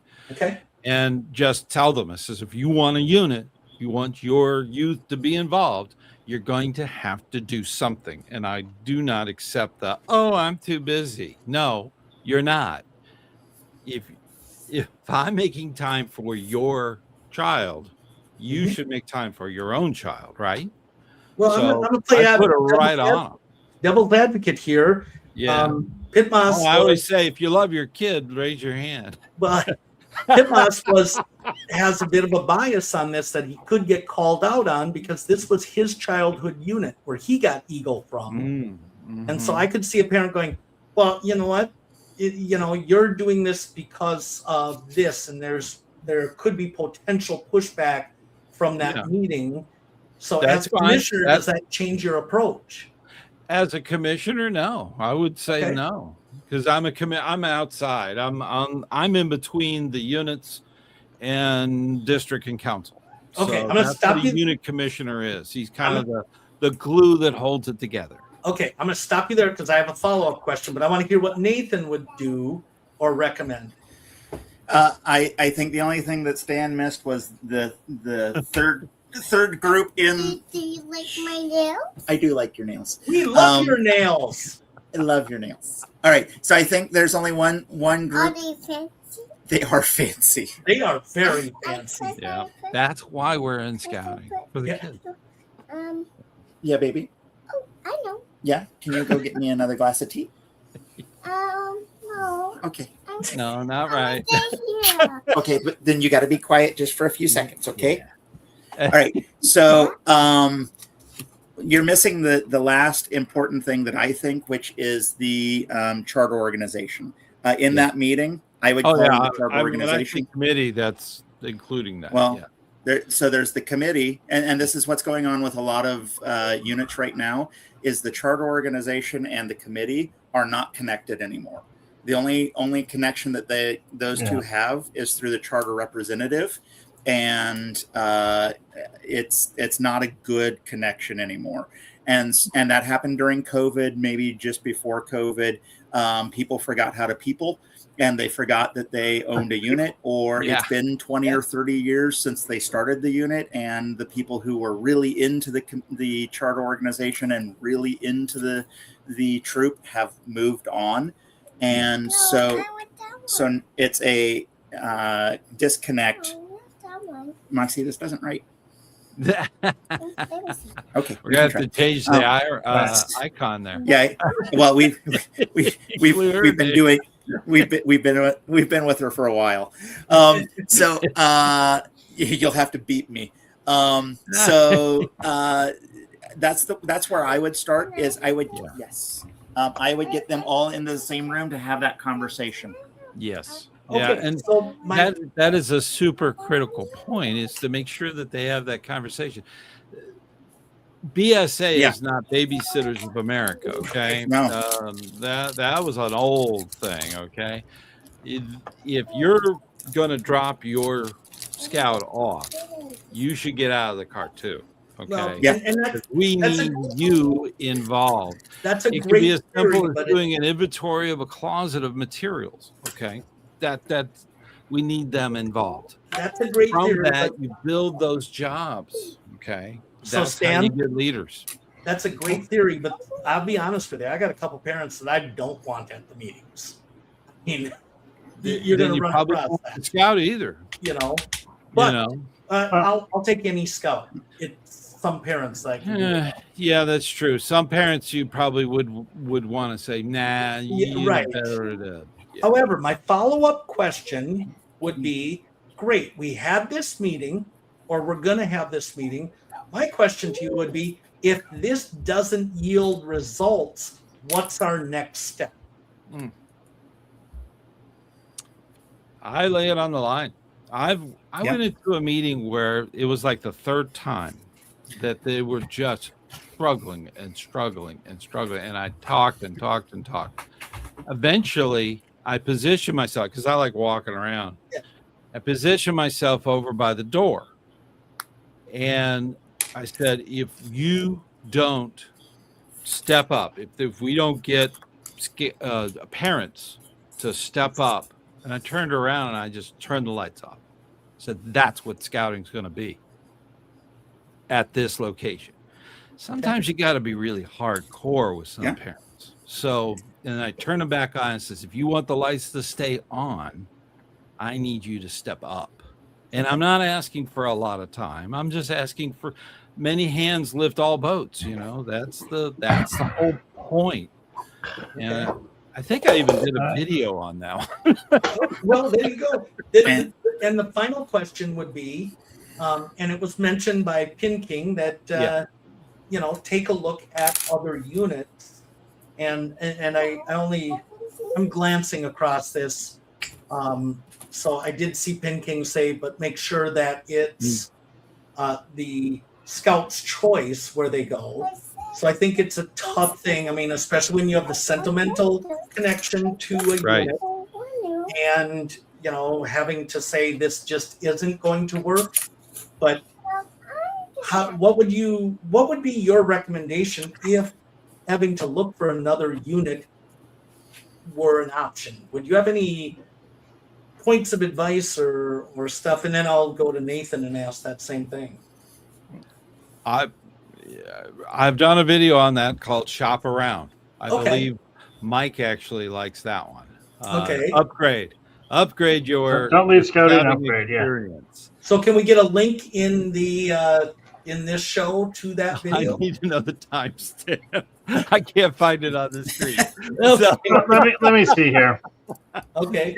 No, if I can see the timestamp, I could do that. But even if we add it after the show is not live, can you add it later? Okay. Yeah, give it a shot. Okay. We're at 156 roughly. So I will try to put it on there. Upgrade, I think, is the icon, the little thing. And generally it's, not every unit is for everyone. So, there's different units that specialize in different things. Some are aquatic, some are mountain climbing, some are camping only. Mm-hmm. You got to find the good fit. That's the thing. How about you, Nathan? What would you say? So going back before I got distracted by my daughter. So if you're not finding enough adult community members, then your charter organization is your committees should be meshed together. And let's say it's a church, there's going to be adults in the church. If there's Masons, Kiwanis, Elks, Eagles, whoever it was, American Legion, who's sponsoring you, there are adults there, and they've got to volunteer also. They've got to step up also, as well as the adults that have the kids. For finding new units, oh man, I think my district has probably heard me say this probably hundreds of times at this point. I need all of the voices in the choir. I need every single one of them. I don't care if you're a paramilitary organization or a religious group or a, really, really, really like mountain bikes. I don't care what it is. Just tell people that that's what you are, so that people know what you are. Let me know that that's what you are, so that when people are telling me this is what we're looking for, I can direct people that direction. And hopefully it won't fall on my shoulders to direct people. Hopefully at some point we will have a membership team that I can be like, hey, go see the membership team. They'll help you find the unit you're looking for, your forever home. The goal on that is right now, I'd say go to Be a Scout. And shop around through Be a Scout. Camporees, find that unit that's out there that you really, hung out with the most at Camporee. One of my buddies here in the district, he made a really great comment. Who knows, join scouting, you might make lifelong adult friends, that you like to go out and have a soda with every once in a while. And that's the kind of people you should be looking for when you're shopping around. And there are some people who can't find that group because they don't exist or they haven't been found yet. And maybe you need to start your own group. Yeah. Mhm. So, Nathan, Well, I'm going to help everybody out here. I know this is Stan's show, but for some reason I feel like I need to commandeer things here.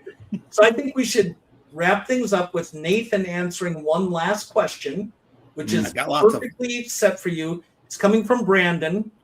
There you go. And if Mike, you can put that one up, I'll start reading it. As a UC, I have a troop and pack in life support mode, but it's charter org rep who says no girls. And the issue is they're leaving possible scouts out that could help build them back. Now, in fairness, Eagle 97 Steve says, sounds like the DE needs to have a conversation with the charter org rep. What would you, or how would you address that? And then we throw it back to our fearless leader, Stan, to close out the evening and say all of your good things. I'm taking a nice long deep breath because I'm going to say it again. I need to have all voices in the choir.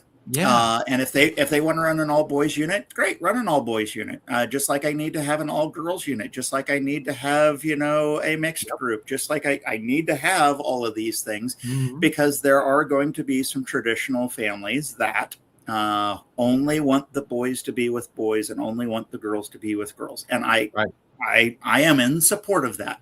If it is a chartering organization that is a fraternal or maternal organization, I highly recommend that that's how they run their units. You don't have to have everybody, because there are going to, again, for example, I have a daughter.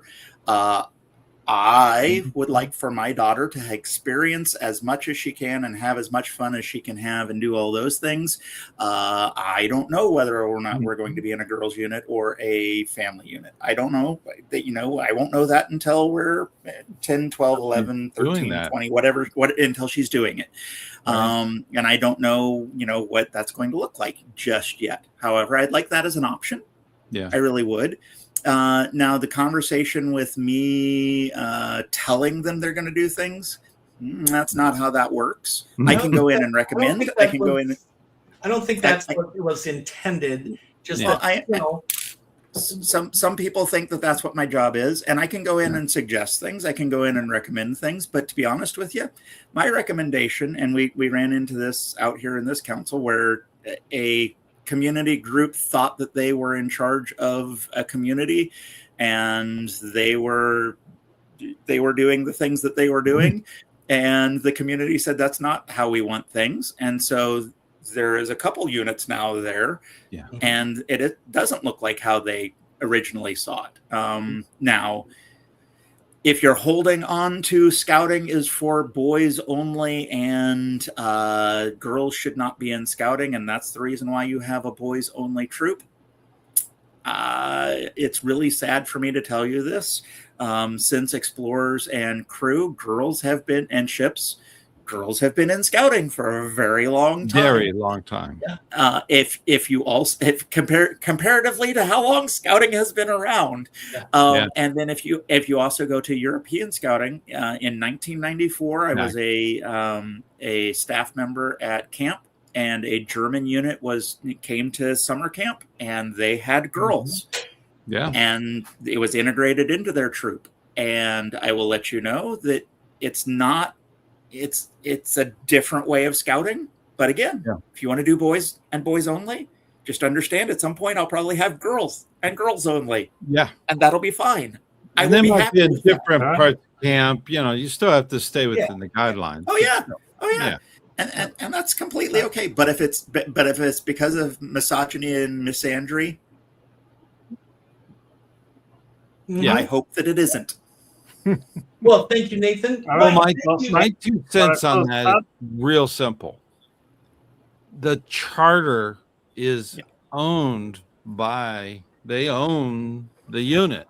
Okay. Mhm. There's no real debate on that. They decide if they want boys only. That's the charter that makes that decision. The organization unit. does. Not the unit. Well, the organization does, but the charter organization rep needs to be representing the organization view, not their Right. personal view. So that can be Correct. challenging, you know. However, And I will that's help something us- you bring up with the charter. The charter owns the unit, all their equipment, all their bank accounts, everything. They own it. Okay. And they determine how that unit is run. They can actually go in one day and say, committee chair, you're gone. They can literally turn the lights off. They can put you right out in the parking lot. Okay. And you got 20 minutes to get parents there, or else we're calling the police and you're trespassing. They can really. Well, hopefully that never happens. Okay. Hopefully that never happens. But that's All right. how serious it is. They own it. They own the thing. Right. Well, I think we had a great night. Right. Mike, thanks for the awesome moderating. Nathan, always great having yours. And Stan, close us out with your words of wisdom like you always do. Words of wisdom. Well, thank you, Brian. I appreciate that from Scoutmaster Bucky. Everybody's saying goodnight, it looks like. Whoa. There's Matt. Matt. Hey, Boy, bud. that escalated quickly, he said. Yeah. Yeah. All right, close us out, Stan. It's gonna be fun. When Matt comes back, it'll keep Bucky from going nuts. And Nathan, thank you so much for joining Thank you. the crew here around the campfire. And Mike, thank you for mining all of those crazy people in the chat. Right. So I appreciate all of you, and even you, Bucky. There's that roasting you referred to. There you go. Little roasty there. Caught on fire. Did you know that a marshmallow that's on fire will stay on fire through the air? You know, when they fling it? Yeah. So be careful. Yeah. All right. little tidbit of knowledge there. Oh, my goodness. Thank you so much, everyone, that joined us. Thank you for the chat. Thank you, Matthew. We hope to see you next month. Get your moving taken care of. Now it'll be awesome. And let me see if I can find the button. I have new eyes. I can Yeah. actually see. So occasionally I have to use the reading glasses, which make my eyes really big. He kind of freaks out the wife. So I go, what? She's like, like a big bug. Anyhow, thanks for coming by. Hopefully I can get some clips. Thank you, everyone. Thanks. Good night, everyone.